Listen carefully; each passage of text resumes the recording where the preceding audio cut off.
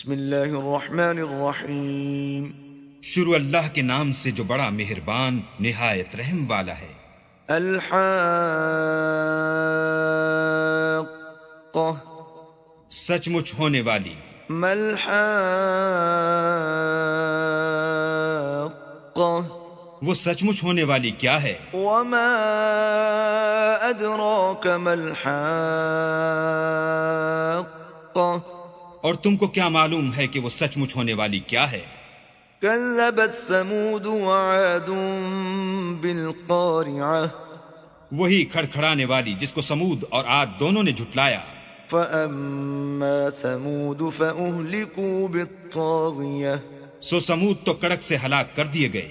وأما عاد فأهلكوا بريح صرصر عاتیہ، رہے عاد ان کا نہایت تیز آندھی سے ستیہ ناش کر دیا گیا۔ سخرها عليهم 7 ليال و8 أيام حسوما فترى القوم فيها صرعا كأنهم أعجاز نخل خاوية۔ اللہ نے اس کو 7 رات اور 8 دن ان پر چلائے رکھا، تو اے مخاطب تو لوگوں کو اس میں اس طرح ڈھے اور مرے پڑے دیکھے جیسے کھجوروں کے کھوکھلے تنے۔ فهل ترى لهم من باقية، بھلا تو ان میں سے کسی کو بھی باقی دیکھتا ہے؟ وجاء فرعون ومن قبله والمؤتفكات بالخاطئة، اور فرعون اور جو لوگ اس سے پہلے تھے اور وہ جو الٹی بستیوں میں رہتے تھے سب گناہ کے کام کرتے تھے۔ فعصوا رسول ربهم فأخذهم أخذة رابية، انہوں نے اپنے پروردگار کے پیغمبر کی نافرمانی کی تو اللہ نے بھی ان کو بڑا سخت پکڑا۔ إنا لما طغى الماء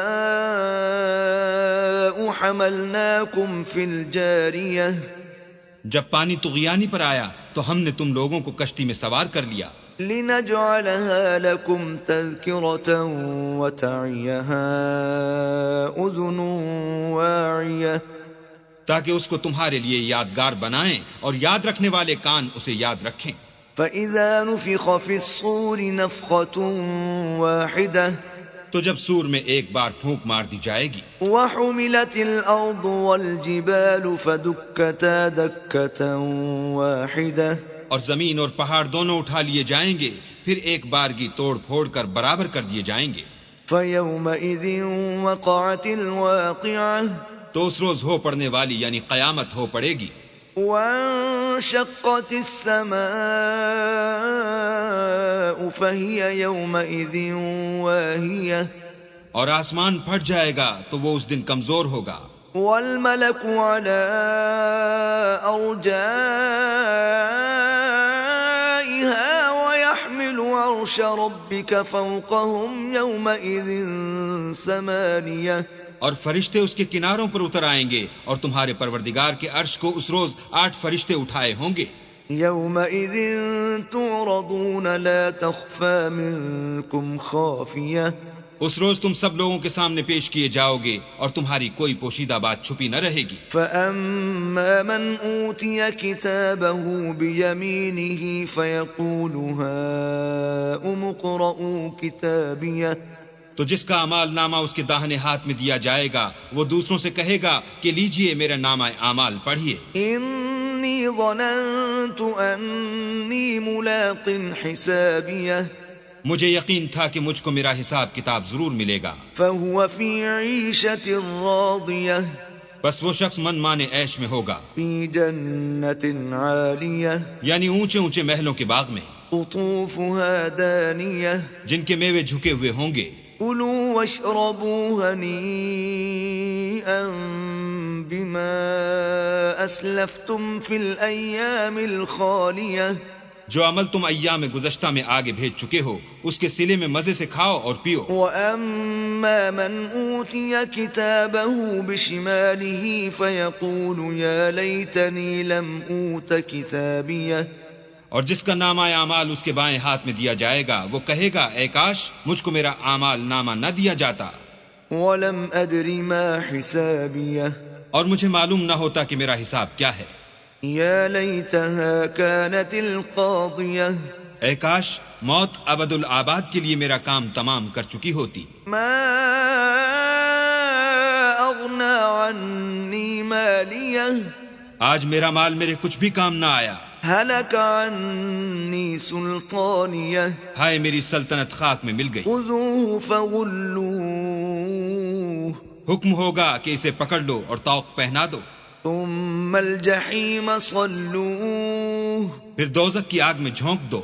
ثم في سلسلة ذرعها 70 ذراعا فاسلكوه پھر زنجیر سے جس کی ناپ 70 گز ہے جکڑ دو. إنه كان لا يؤمن بالله العظيم یہ نہ تو خدا جل شانہ پر ایمان لاتا تھا ولا يحض على طعام المسكين اور نہ فقیر کے کھانا کھلانے پر آمادہ کرتا تھا. فليس له اليوم هاهنا حميم سو آج اس کا بھی یہاں کوئی دوستدار نہیں. ولا طعام إلا من غسلين اور نہ پیپ کے سوا اس کے لیے کھانا ہے. لا يأكله إلا الخاطئون جس کو گناہ گاروں کے سوا کوئی نہیں کھائے گا.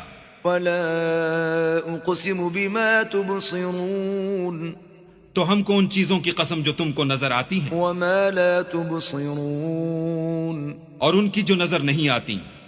إنه لقول رسول كريم کہ یہ قرآن فرشتہ عالی مقام کی زبان کا پیغام ہے. وما هو بقول شاعر قليلا ما تؤمنون اور یہ کسی شاعر کا کلام نہیں مگر تم لوگ بہت ہی کم ایمان لاتے ہو. ولا بقول كاهن قليلا ما تذكرون اور نہ کسی کاہن کے مزخرفات ہیں لیکن تم لوگ بہت ہی کم فکر کرتے ہو. تنزيل من رب العالمين یہ تو پروردگار عالم کا اتارا ہوا ہے. ولو تقول علينا بعض الأقاويل اگر یہ پیغمبر ہماری نسبت کوئی بات جھوٹ بنا لاتے لأخذنا منه باليمين تو ہم ان کا داہنا ہاتھ پکڑ لیتے ثم لقطعنا منه الوتين پھر ان کی رگے گردن کاٹ ڈالتے. فما منكم من أحد عنه حاجزين پھر تم میں سے کوئی ہمیں اس سے روکنے والا نہ ہوتا. وَإِنَّهُ لَتَذْكِرَةٌ لِّلْمُتَّقِينَ اور یہ کتاب تو پرہیزگاروں کے لیے نصیحت ہے. وَإِنَّا لَنَعْلَمُ أَنَّ مِنكُم مُّكَذِّبِينَ اور ہم جانتے ہیں کہ تم میں سے بعض اس کو جھٹلانے والے ہیں. وَإِنَّهُ لَحَسْرَةٌ عَلَى الْكَافِرِينَ نیز یہ کافروں کے لیے موجب حسرت ہے. وَإِنَّهُ لَحَقُّ الْيَقِينِ اور کچھ شک نہیں کہ یہ برحق قابل یقین ہے. فَسَبِّحْ بِاسْمِ رَبِّكَ الْعَظِيمِ سو تم اپنے پروردگار عز و جل کے نام کی تنزیہ کرتے رہو.